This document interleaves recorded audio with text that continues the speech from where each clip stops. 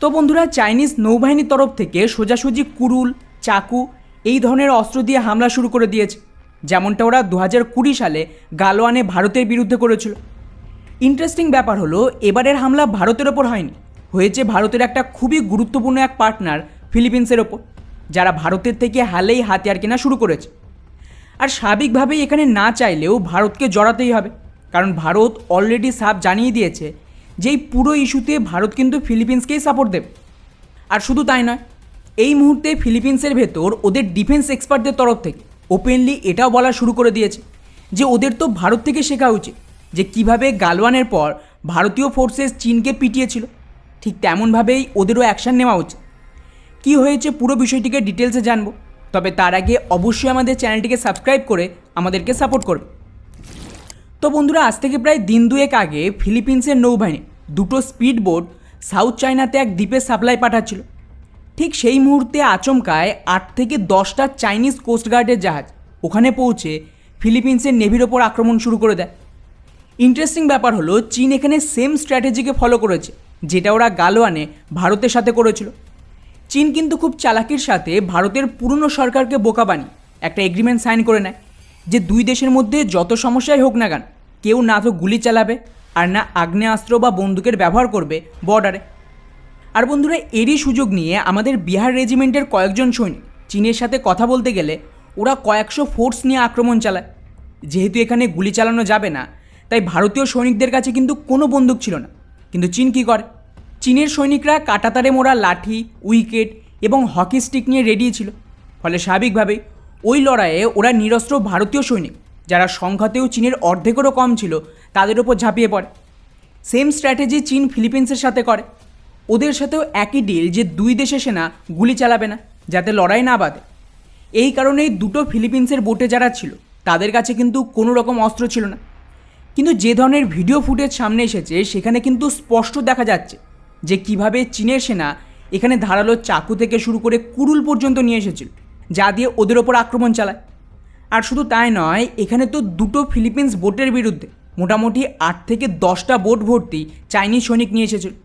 এবারে জাস্ট আপনারাই ভাবুন যে একে তো ওরা নিরস্ত্র, তার উপর সংখ্যায় প্রায় 10 গুণ বেশি হাতিয়ারযুক্ত চাইনিজ সৈনিক, কোনোভাবে কিন্তু ওদের বিরুদ্ধে লড়াই করা সম্ভব না। এরপর এই হামলায় ওরা ফিলিপিন্সের বোটগুলিকে মারাত্মকভাবে ভাঙচুর করে, এমনকি এখানে যে সাপ্লাই ছিল সেগুলিকেও চুরি করে নিয়ে গেছে।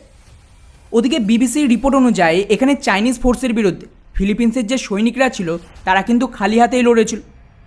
আর স্বাভাবিকভাবেই এর বিরুদ্ধে এখন ফিলিপিন্সের লোকজন রাগে ফুঁসছে। ওদের সরকারের দাবি যে এই ধরনের কাজ কেবলমাত্র কোনো জলদস্যুরাই করতে পারে, কোনো প্রফেশনাল আর্মি তো করবে না। যাই হোক, এখন দুই দেশের মধ্যে উত্তেজনা চরম বাড়তে ফিলিপিন্সের ভেতরে ভারতকে নিয়েও চর্চা শুরু হয়ে গেছে। ইউরেশিয়ান টাইমসের এই রিপোর্ট দেখুন।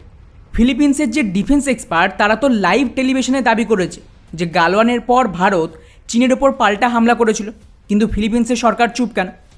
কেননা আপনাদের হয়তো মনে আছে যে গালওয়ানের ঠিক পরে যেভাবে ওরা লাঠি তারকাটা দিয়ে হামলা করেছিল, একদম সেমভাবে ভারতীয় সৈনিকরাও এগুলিকে জোগাড় করে নিয়ে যায় এবং পাল্টা হামলায় চীনের 40 থেকে 50 জন মিনিমাম সেনা মারা পড়েছে, যেটা আজও চীনের সরকার লুকিয়ে রেখেছে।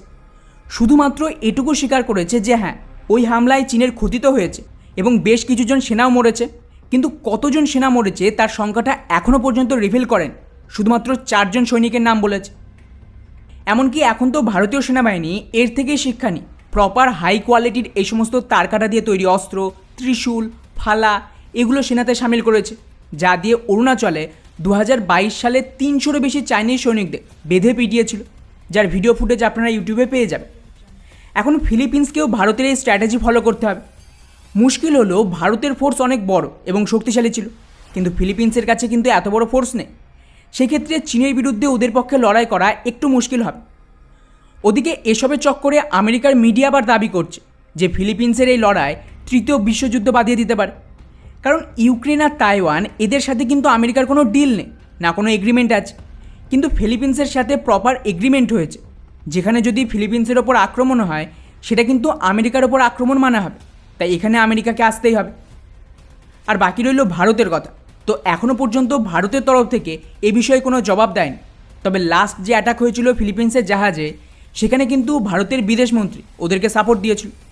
এমনকি আমাদের যুদ্ধ জাহাজও ফিলিপিন্সে পাঠানো হয়েছিল, যার বিরুদ্ধে চীন তো এতটাই চটে যায় যে ভারতকে এইসবের মাঝে হস্তক্ষেপ করতে মানা করে। তবে ওভারঅল চীনের এই অ্যাকশানে ফায়দা ভারতেরই হবে। এই ধরনের হামলার কারণে ফিলিপিন্স আরও বেশি করে ভারতীয় হাতিয়ার কিনতে বাধ্য হবে, ভারতের সাপোর্ট চাইবে, আর তার সাথেই এই রিজনের বাকি দেশও নিজেদেরকে রেডি করতে শুরু করে দেবে চীনের বিরুদ্ধে লড়াইয়ের জন্য। এখন দেখা যাক আগে কি হয়। বাকি পুরো বিষয়টিকে নিয়ে আপনাদের কি মনে হয় যে ভারতের এখানে ফিলিপিন্সকে ডিরেক্টলি সাপোর্ট দেওয়া উচিত? নিচে অবশ্যই কমেন্ট করে জানাবেন। জয় হিন্দ।